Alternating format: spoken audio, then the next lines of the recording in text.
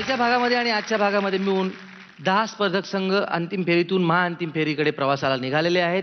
आज निकाल जरी जाहीर होणार नसला तरी सुद्धा मी आपल्या मान्यवर परीक्षकांना आणि आपल्या अतिथी परीक्षकांना विनंती करतो की त्यांनी मंचावर यावं.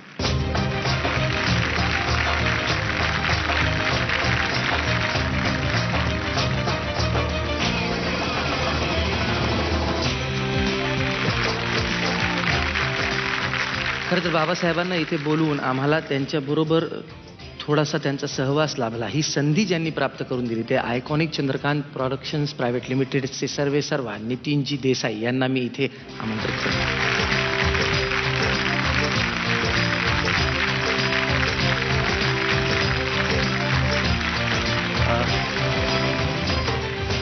आज माझ्या विनंतीला मान देत गुरुतुल्य असे बाबासाहेब, ज्यांना लहानपणापासून आपण ऐकत आलो, बोलत आलो आणि माझ्यासाठी तर जे काही मी करतो ते नेहमीच त्यांना दाखवून त्यांचे आशीर्वाद घेऊन करत असतो. आणि ते इथे आले आणि त्यांनी ह्या मंचाला स्पर्श केल्यावरती तो मंच खरंच पावन झाला असं मी म्हणेन. त्यामुळे मी खरंच आभारी आहे बाबासाहेबांचा की आपण इथे आलात आणि ह्या मंचालाच नाही तर ह्या सगळ्या बाळगोपाळांना आणि या सगळ्या कलाकारांना जी काही तुम्ही मार्गदर्शन केलं त्याचा मी खरंच खरंच खरंच ऋणी आहे.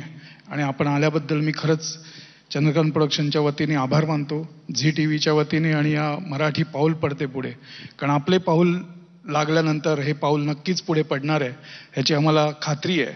त्यामुळे खूप खूप खूप धन्यवाद. बाबासाहेब, जे कौशल्य कलाकारांनी काल आणि आज या 2-5-5 संचांनी आपल्यापुढे सादर केलं ते नक्कीच विलक्षण होते आहेत, काही शंकाच नाही. कला ही कधीच आपल्याला पूर्णतेला पोहोचवता येत नाही आणि जे असमाधानी असतात ना कलाकार, तेच कला जास्तीत जास्त मोठी करू शकतात. मला आणखीन एका गोष्टीची आपल्या नजरेत ती आणून द्यायची आहे, आपल्या पुढे ती निदर्शनाला आणायची आहे की ज्या रंगमंचावरती आपण हा प्रयोग काल आणि आज सादर केला, आपापला प्रयोग, तो जो रंगमंच आहे तो श्रीमंत आहे, समृद्ध आहे.